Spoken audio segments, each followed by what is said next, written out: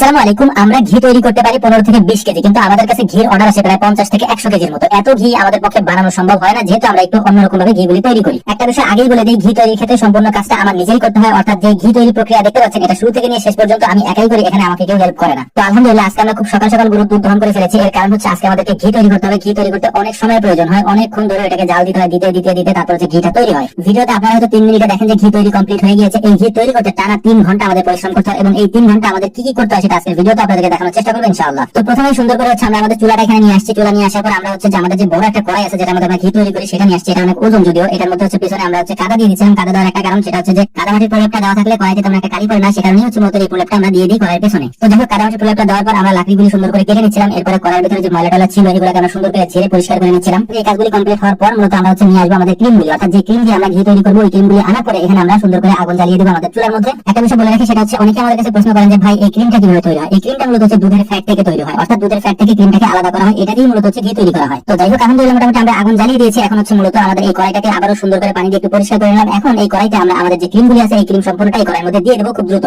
ঘি তৈরির ক্ষেত্রে ক্রিমগুলি এই কড়াইয়ের মধ্যে দেওয়ার পরে তেমন একটা কোনো কাজ নেই, অর্থাৎ এই ঘিটাকে সুন্দর করে জ্বালিতে হবে। এবং এখানে সব থেকে গুরুত্বপূর্ণ বিষয়টাই থাকে হচ্ছে যে জাল দেওয়া, মানে এই আগুনের যে জালটা থাকে এই জালটাই হচ্ছে মূলত মেইন ব্যাপার। এটাকেই সুন্দর করে আস্তে আস্তে মিষ্টি করা যায়, এটাকে বানাইতে হয়। এটা মূলত আমাদের 3 ঘন্টা লাগে। এই যে যেরকম ভাবে আপনারা আমাকে এখন নাড়তে দেখতেছেন, এরকম টানা 3 ঘন্টা আমার নাড়তে হবে, এবং এখানে 1 মিনিট পর্যন্ত কোনো বিরাম নাই, অর্থাৎ আমাকে টানা নাড়তে হবে এই 3 ঘন্টা পর্যন্ত। এবং আমি 11:30 থেকে শুরু করছি, এটা প্রায় 2:30 থেকে 3টা পর্যন্ত আমরা এটা তৈরি করছি আর কি। তো এটা করতে অনেকটা সময়ের প্রয়োজন হয়, যে কারণে আমরা তেমন একটা তৈরি করি না, আমাদের অনেক কষ্ট হয়। আর অনেকে হয়তো বলবেন যে ভাই লাভ তো হয়। লাভ একেবারেই সীমিত, যেহেতু আমরা একেবারে অরিজিনাল ভাবে তৈরি করার চেষ্টা করি। এভাবে তৈরি করলে লাভ তেমন একটা হবে না, একেবারে সীমিত লাভ হয় আর কি। যেটা হচ্ছে যে মানে এই কাজটা না করে অন্য কোনো কাজ যদি আমি করতাম তার থেকে অনেক বেশি প্রফিট আমার হতো। এই জন্য হচ্ছে আমি অল্প বানানোর চেষ্টা করি, যারা আমাদের কাছে স্পেশালি চান তাদের জন্য বানানোর চেষ্টা করি। কারণ হচ্ছে যে আপনার সাথে দামাদামি করার মতো এরকম মানে সময় আমাদের হবে না ভাই, কারণ এটা তৈরি করতে এত পরিমাণে কষ্ট আমাদের করতে হয়। পিওর ভাবে তৈরি করতে গেলে কষ্ট করতে হবে, এটা আমি নিজেও জানি, যে কারণে আমি এই কষ্টটা করতে চাই না, কারণ পিওর ভাবে তৈরি করতে গেলে লাভটা একেবারে কম হবে। তো যাই হোক, আলহামদুলিল্লাহ মোটামুটি আমাদের ঘি তৈরি প্রক্রিয়া একেবারে শেষের দিকে। এখন আমরা কথা বলতে বলতে এটা শেষ করে ফেলেছি, যদিও ভিডিওতে আপনারা অল্প দেখেছেন, কিন্তু এটা তৈরি করতে প্রায় আমাদের 3 ঘন্টার মতো সময় লাগে আর কি। এরকম হালকা জাল দিয়ে দিয়ে মিষ্টি করা জালে এটাকে তৈরি করতে হয়, এবং এটা তৈরি করার পর এটাকে দামিয়ে রাখার পর আমরা 1 দিন পর্যন্ত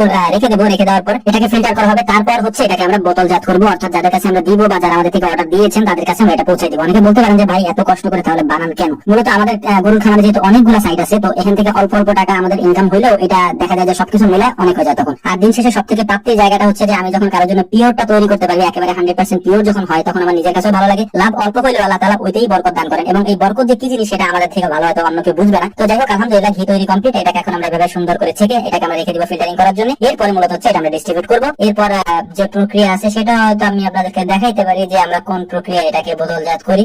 তারপরে ইনশাআল্লাহ এটা আমরা মানে আমাদের যে গ্রাহক বা আমাদের থেকে যারা অর্ডার দেন তাদের হাতে পৌঁছে দেবো ইনশাআল্লাহ। আসসালামু আলাইকুম ওয়া রাহমাতুল্লাহ।